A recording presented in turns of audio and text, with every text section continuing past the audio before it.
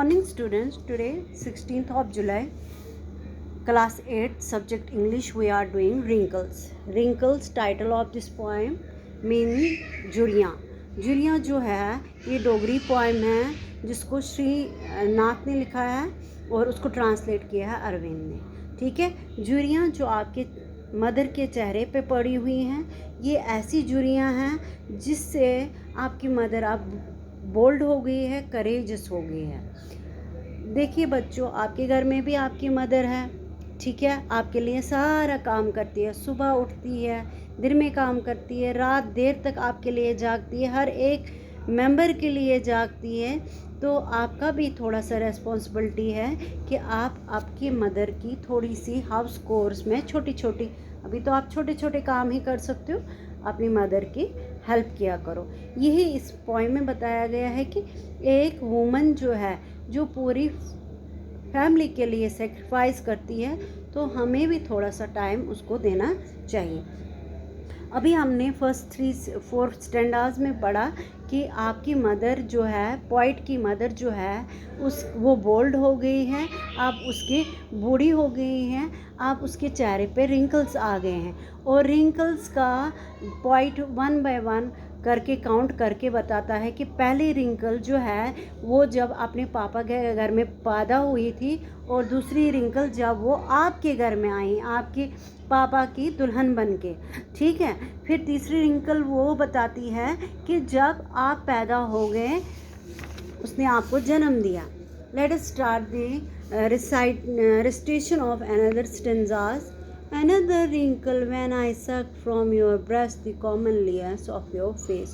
Comeliness means कि attractness. ठीक है. Another wrinkle है जब मैंने आपके ब्रेस्ट से दूध पिया था. ठीक है. तब मैं जब आपके फेस को देखता था, वही फेस में, वो जो अट्रैक्शन आपके फेस में उस टाइम थी, वही फेस में आप आज भी देखता हूँ. बेशक इस पे झुर्रियाँ पड़ी हुई हैं, लेकिन वही प्यार, वही लव, मदरली टच में आज भी महसूस कर रहा हूँ. Still another wrinkle when a girl took me away from you. एक रिंकल वो बताती है जब आपने मेरी शादी की और मेरी दुल्हन आ गई, आपकी बहू आ गई और उसने मुझे आपसे छीन लिया. Mother, my mother, take courage. In my hands today I am seeking under the skin of your wrinkles. अपनी माँ को बताता है, ओ मेरी माँ, ओ मेरी माँ, अपने आप को और करेजस बनाओ. In my hands today I am, बेशक मैं आप किसी और का बन गया हूँ, लेकिन मेरे अंदर वही, I am seeking under the skin of your wrinkles, मैं आपके ही शरीर का एक टुकड़ा हूँ. ठीक है. इन रिंकल्स जो आपके चेहरे पे पड़ी हैं. ठीक है. रिंकल्स कौन सी? बुढ़ापे की रिंकल्स, एक्सपीरियंस की रिंकल्स, सेक्रीफाइसेस जो आपने सेक्रीफाइसेस किए हैं मेरे लिए, मैं उनके अंदर दब चुका हूँ. वो सेक्रीफाइस मेरे अंदर आ चुकी है. मैं उनको महसूस कर सकता हूँ कि आपने कब कब हमारे लिए, इस घर के लिए क्या क्या किया है. A girl who was suppressed who celebrate. एक फिर पॉइंट यहाँ अपनी माँ के बचपन के बारे में बात कर रहा है कि जब एक गर्ल जो छोटी बच्ची थी, हु सेलिब्रेट, अपनी माँ को बोल रहा है, जब वो छोटी थी वो क्या करती थी, वो ही वो सेलिब्रेट राधे फेस्टिवल. ठीक है. With fondness who went to Tawi to immerse Radhe seedlings. ठीक है. ये नवरात्रा के त्योहारों के बारे में बोल रहा है. ठीक है. यहाँ पे पॉइंट बोलता है कि जब नवरात्रे आते हैं तो एक मिट्टी के बर्तन में जौ के बीज उगाए जाते हैं, और जब उनमें सीडलिंग हो जाती है, जब वो चढ़ जाते हैं, तो फिर 9 दिन के बाद वो कहाँ पे बोए जाते हैं, इमर्स किए जाते हैं, डुबाए जाते हैं. वो है रवि तवी में. ठीक है. Who was suppressed, who celebrate Radhe festival. ये सप्रेस्ड यहाँ पे ये बता रहा है कि मेरी माँ जिसने इतना सेक्रीफाइस किया है, आज वो अपने आप को कमज़ोर महसूस तो कर रही है, लेकिन कमज़ोर है नहीं. वो कमज़ोर किस लिए कर रही है? क्योंकि किसी और औरत ने अब उसके बेटे पे थोड़ा हक जमाया है. ठीक है. with fondness who went to the tavi to immerse Radhe seedlings. जो एक लड़की जब तुम फेस्टिवल रखती थी और रवि तवी में जाती थी, वहाँ पे उस सीडलिंग्स को इमर्स करती थी। And Beth during the Navratras, और वहाँ पे आप नहाते थे। हु प्लेड, मैं उन दिनों को देख रहा हूँ। ए माँ, मैं तुम्हारे उस बचपन को देख रहा हूँ जब तुम हॉप स्कॉच खेलती थी।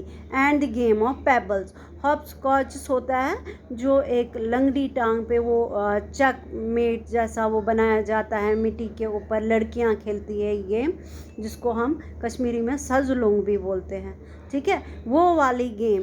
And the game of pebbles, pebbles यहाँ पे कंचों से, जो मार्बल्स होते हैं, जो कंचे होते हैं, उससे आजकल खेला जाता है। पहले तो पेबल्स से या जिनको हम शेल्स बोलते हैं उनसे भी खेली जाती थी वो, ठीक है। वो एक पेबल उठा के दूसरे पेबल को उठाना होता था, उसको हम गेम ऑफ पेबल्स कहते हैं। उसको वही याद आ रहा है कि जब मेरी माँ उन कंचों से या हॉप स्कॉच गेम से खेलती थी, आई विल ब्रिंग फॉर यू, और ये अब क्या चाहता है, ये विश करता है, आशा करता है कि काश वो दिन फिर से आते, काश मेरी माँ वही बचपन जैसी छोटी गुड़िया बन जाती और मैं क्या उसके लिए लाता।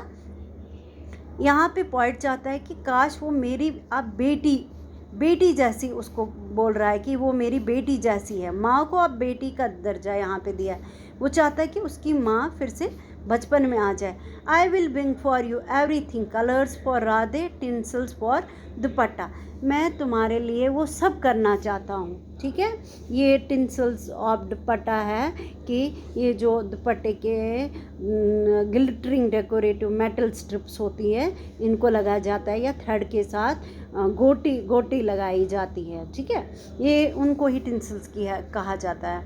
ये कहता है कि मैं ऐसा ही दुपट्टा जिसमें टिंसल्स लगे हो, जो डिफरेंट कलर्स से सजे हो, मैं वही कलर दुपट्टा अपनी माँ के लिए अभी लाना चाहता हूँ। कलरफुल पेबल्स, और बहुत सारे पेबल्स लाना चाहता हूँ डिफरेंट कलर्स के, फ्रॉम अक्रॉस द तवी, कहाँ से, तवी से, रिवर तवी जो जम्मू में है। Become that girl mother just for a day, काश ए माँ तुम वैसी एक छोटी सी गुड़िया जैसी लड़की बन जाती जैसे तुम बचपन में थी, ठीक है।